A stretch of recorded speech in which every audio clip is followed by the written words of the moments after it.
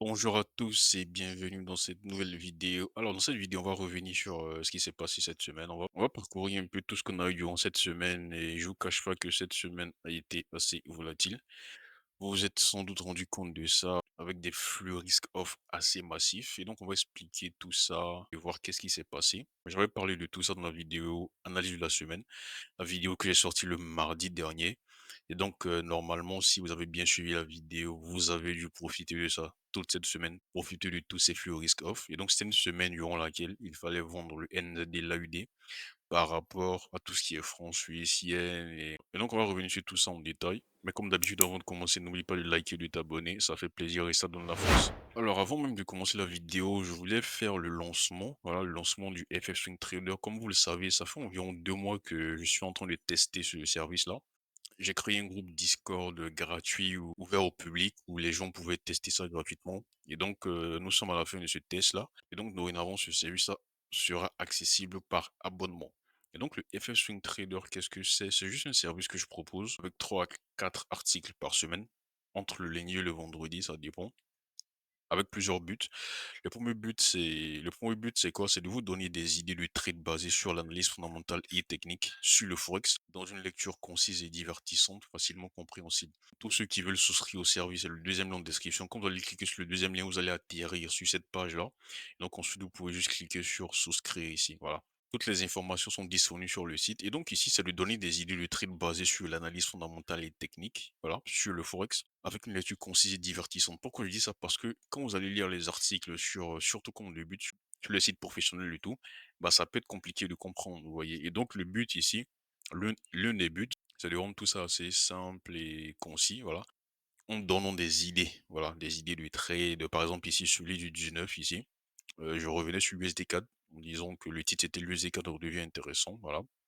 Pourquoi ça redevient intéressant? On revient sur, ce qui s'est passé avant ça et tout. Et ici, je donne les 2 scénarios. Ouais, ici, j'avais donné 2 scénarios. Premièrement, scénario haussier, deuxièmement, scénario baissier, vous voyez? Et donc quand c'est comme ça vous donne des informations sur ce qui peut arriver. Vous saurez quoi attendre pour, par exemple, acheter la paire ou vendre la paire, vous voyez?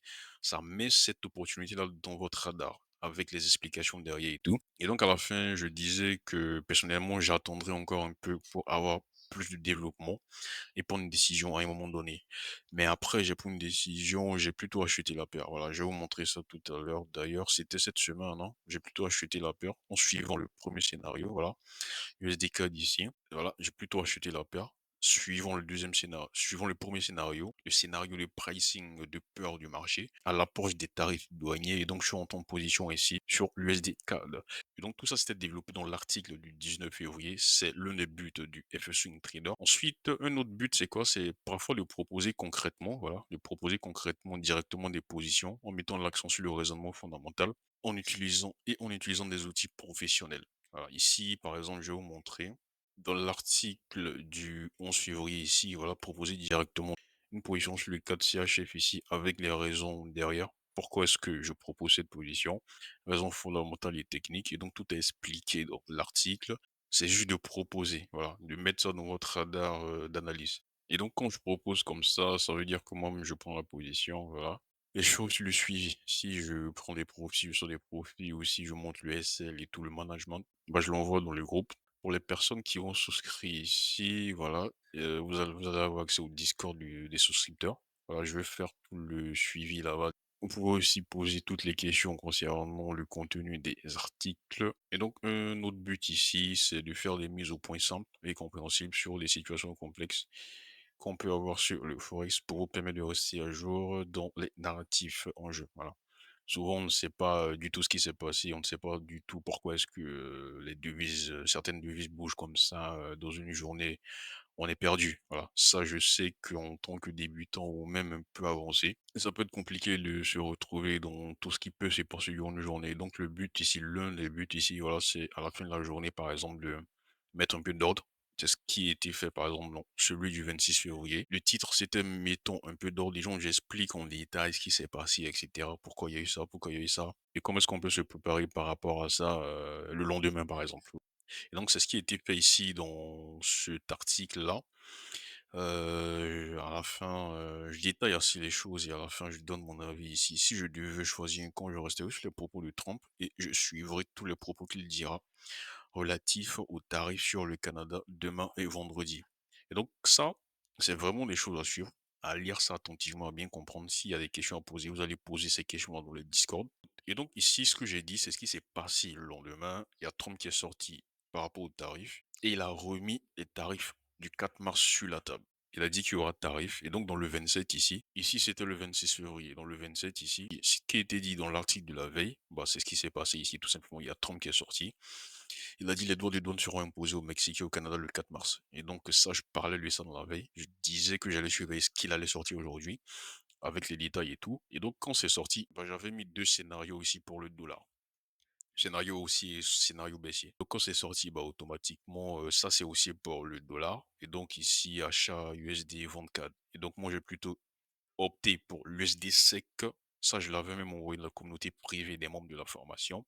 Et donc ça, c'est l'un aussi des buts du FF Swing Trader. C'est de faire des mises au point simples, voilà, et compréhensibles des situations complexes. Parce qu'il y a eu assez de choses durant cette journée, et donc certains sont forcément perdus. Et donc, il fallait mettre à jour plus simplement, expliquer plus simplement ce qui s'est passé. Bien d'autres buts à ça, hein, voilà, ça va dépendre de ce qui se passe. Et donc, le prix, c'est quoi? Le prix de base, c'est 30 € par mois. Mais comme c'est le lancement, je fais une offre de lancement, voilà, 60 € 3 mois. Ça c'est sur une durée limitée, voilà, je vais pas, laisser ça, longtemps, maximum, 2 semaines et donc vous pouvez profiter de ça maintenant, pendant que c'est encore valide. 60 € pour 3 mois et 100 € pour 5 mois, voilà et donc vous pouvez profiter de ça. Si vous arrivez ici, que ça vous intéresse, vous cliquez sur souscrit et je vais vous contacter pour le paiement, voilà et donc ici, c'est juste des exemples que j'ai mis et donc ça, c'est le lancement officiel du FF Swing Trader. J'espère que c'était clair. S'il y a des questions, laissez-les en commentaire. Donc si on revient sur la semaine, alors on a commencé le 24. Le 24, il y avait pas grand-chose dans les calendriers économiques, voilà et donc potentiellement une journée qualifiante en termes de volatilité parce qu'il n'y avait pas grand-chose dans le calendrier économique. Ça, c'est le 24. Donc, c'est ce que j'avais mis ici dans la communauté privée des membres de la formation, journée chiante, etc., etc. Et donc, je me suis pas positionné cette journée. Et donc, le lendemain, le 25, et donc, c'est à partir du 25 que les choses ont commencé à bouger. Je vous rappelle que présentement, le narratif qui domine le marché, ce sont les craintes de croissance aux États-Unis. J'ai très bien essayé ça dans la vidéo du mardi, analyse de la semaine. Je vais pas revenir sur ça. Craintes de croissance et donc des flux risk-off.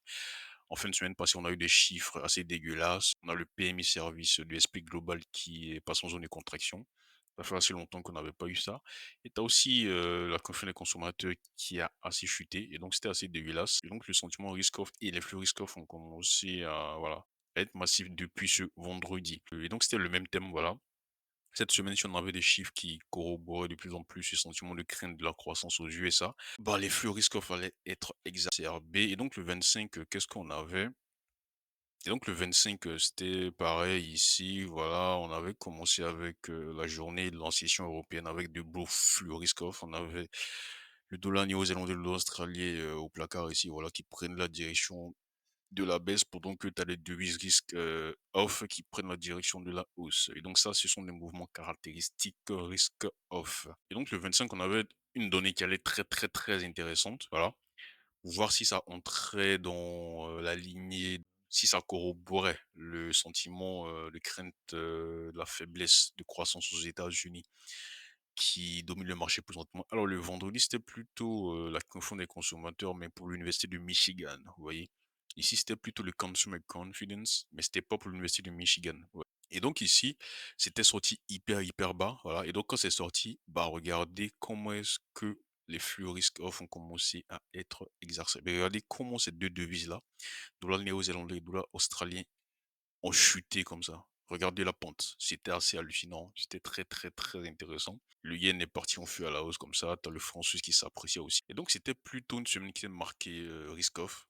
La seule obsession, si on suit un peu la fonda, durant cette semaine, c'était de chercher des setups de vente du dollar néo-zélandais, de l'australien par rapport aux devises risk off. Vous voyez, par rapport à tout ce qui est franc suisse et yen japonais, surtout le yen japonais. Et donc ça, c'est la position USDK dont je vous parlais tout de suite dans le FS Swing Trader que je décrivais. Voilà, je suis plutôt rentré ici.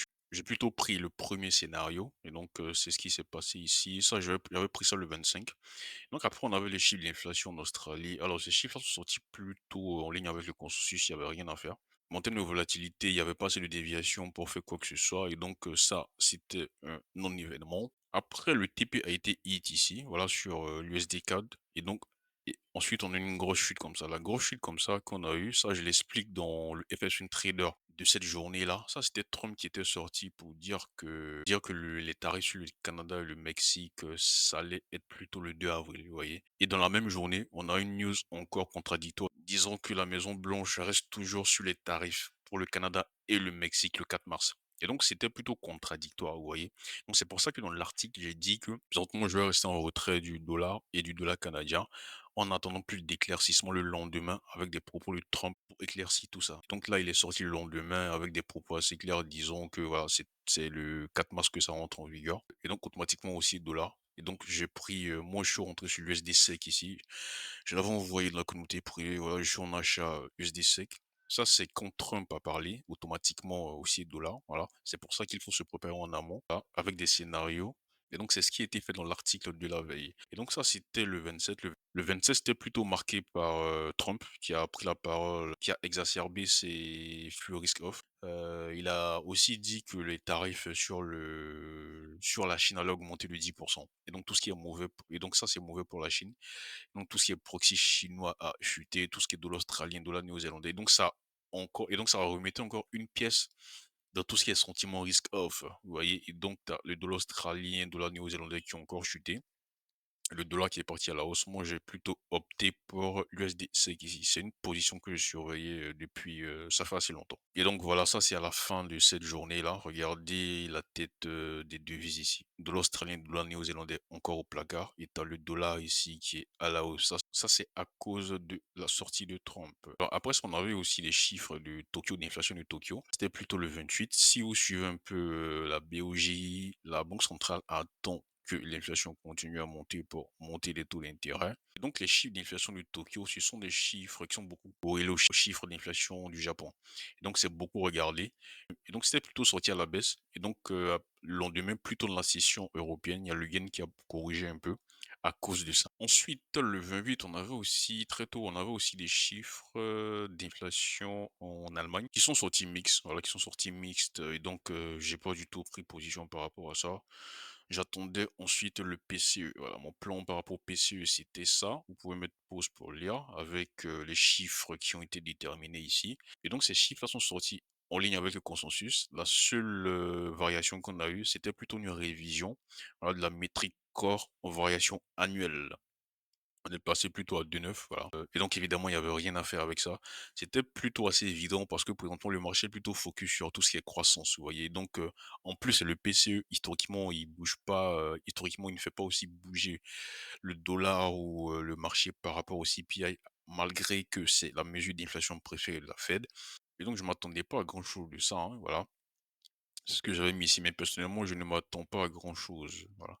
Et donc, chiffre en ligne avec le consensus et donc, voilà, pas du tout intéressant et donc je suis resté à l'écart et donc c'était par contre, il y avait eu de bons chiffres au Canada, mais c'est la fin du mois donc moi je suis resté en retrait, voilà et donc le mois a été clôturé me concernant sur le bon chiffre de croissance au Canada et donc la semaine prochaine sera très, très, très intéressante en termes de données, surtout, surtout, surtout en prenant en compte le contexte actuel et donc j'ai hâte de commencer la semaine prochaine. Je vais sortir la vidéo analyse fondamentale de la semaine le mardi pour parler un peu des chiffres qu'on aura durant cette semaine. Bah, évidemment, on va plus suivre en détail dans la communauté privée des membres de la formation. Et on va en parler aussi dans le FF Swing Trader. Et donc, je vous invite à nous rejoindre soit dans la formation, c'est le premier lien en description, soit dans le FF Swing Trader, c'est le deuxième lien en description. Et pourquoi pas les deux. Et donc, on se donne rendez-vous le mardi. Ciao!